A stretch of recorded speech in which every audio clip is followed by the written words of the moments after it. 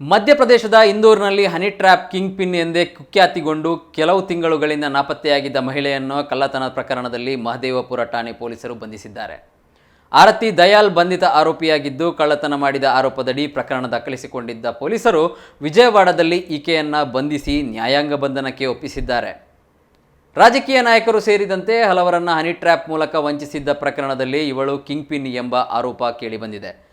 ರಾಜಕೀಯ ಮುಖಂಡರನ್ನು honey trap ಜಾಲದಲ್ಲಿ ಸಿಲುಕಿಸಿ ಹಣಕ್ಕೆ ಡಿಮಾಂಡ್ ಮಾಡುತ್ತಿದ್ದಳು ಎಂಬ ಆರೋಪಗಳು ಈಕೆಯ ಮೇಲಿದ್ದವು. ಪುರಸಭೆ ಇಂಜಿನಿಯರ್ ಒಬ್ಬರನ್ನು ಹನಿ ಟ್ರ್ಯಾಪ್ ಸಿಲುಕಿಸಿ ತಮಗೆ 3 ಕೋಟಿಗೆ ಬೇಡಿಕೆ ಇಟ್ಟಿದ್ದಳು ಎಂದು ಆರತಿ ವಿರುದ್ಧ ದೂರು ನೀಡಿದ್ದರು.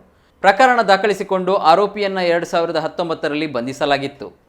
ಮಧ್ಯಪ್ರದೇಶ ಹನಿ ಟ್ರ್ಯಾಪ್ ಪ್ರಕರಣ ರಾಷ್ಟ್ರಮಟ್ಟದಲ್ಲಿ ಭಾರೀ ಸಂಚಲನಕ್ಕೆ ಕಾರಣವಾಗಿತ್ತು.